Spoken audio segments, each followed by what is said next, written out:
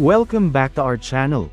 Sa video na ito, pag-uusapan natin ang breaking update mula sa Southern Philippines, ang pagbisita ni Japanese Ambassador Endo Kazuya sa isa sa mga pinaka-advanced na radar installation ng Philippine Air Force.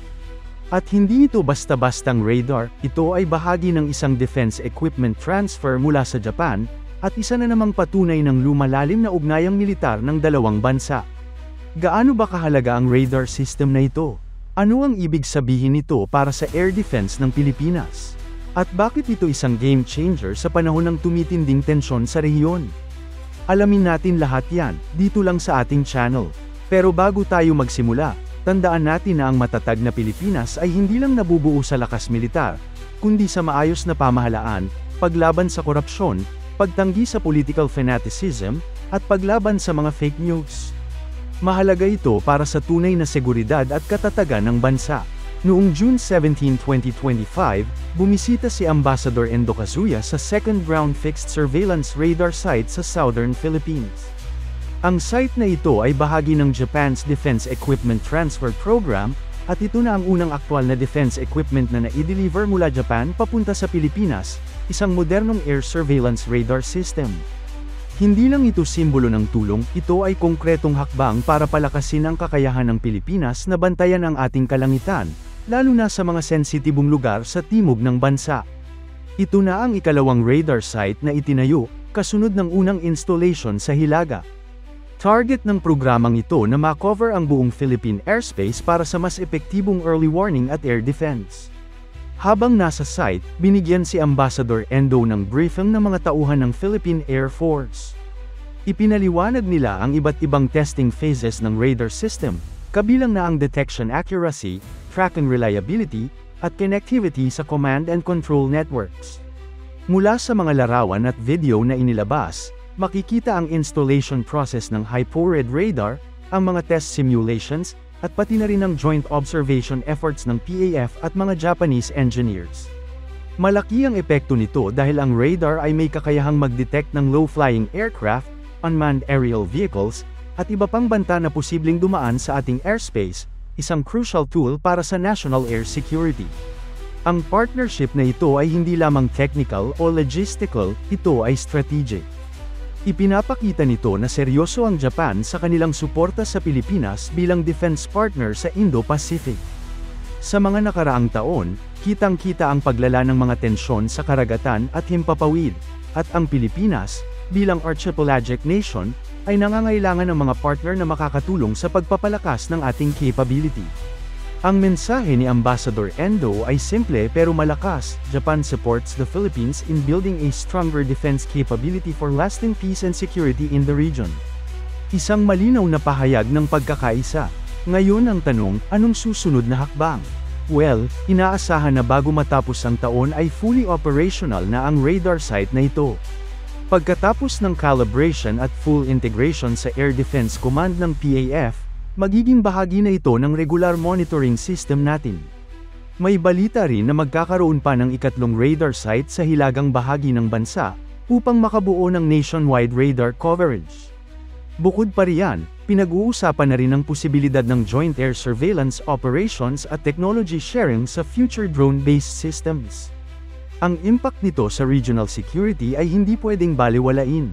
Sa panahon ngayon na tumataas ang aktibidad ng mga foreign aircraft sa paligid ng ating teritoryo, ang pagkakaroon ng modernong radar system ay isang malaking hakbang para sa sovereignty protection. Wala ng blind spots, bawat galaw sa ating himpapawid ay masusubaybayan. Kung dati ay reactive tayo, ngayon ay nagiging proactive na tayo sa airspace monitoring. Ang Japan, bilang advanced technological partner, ay hindi lang basta nagbibigay, tinuturuan din tayo. Isang win-win situation para sa parehong bansa. Bukod pa riyan, ang radar system na ito ay hindi lang basta imported equipment, ito ay state-of-the-art, at kinikilala sa ibang bansa bilang isa sa mga pinaka-maaasahan pagdating sa air defense early warning. Ayon sa ilang military sources, ang technology level ng Japanese radar ay comparable sa ginagamit ng ilang advanced nations sa kanilang home airspace, kabilang ang coastal surveillance ng Japan mismo at ng ilang NATO-aligned nations.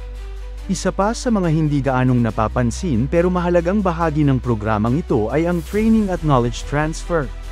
Hindi lang kasi ibinibigay ang radar, kasama rito ang intensive training para sa mga tauhan ng Philippine Air Force, kasama na ang pag-aaral sa maintenance, signal interpretation, at even troubleshooting ng buong system.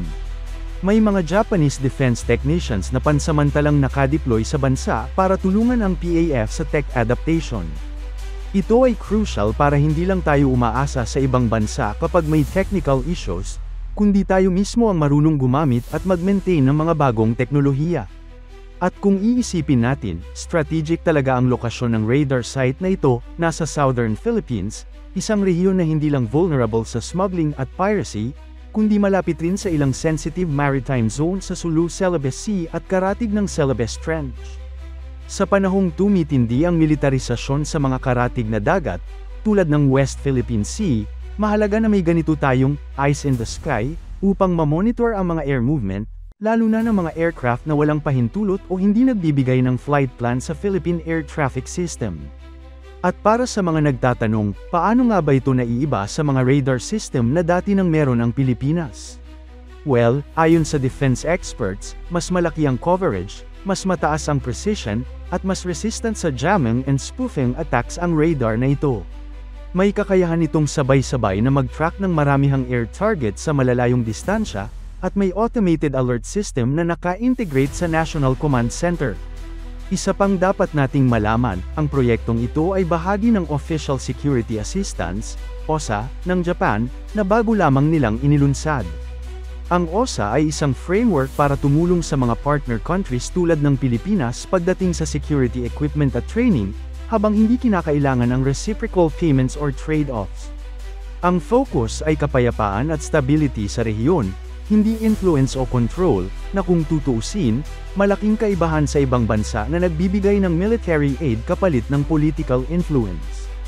Dahil dito, lalong tumitibay ang deterrence posture ng Pilipinas.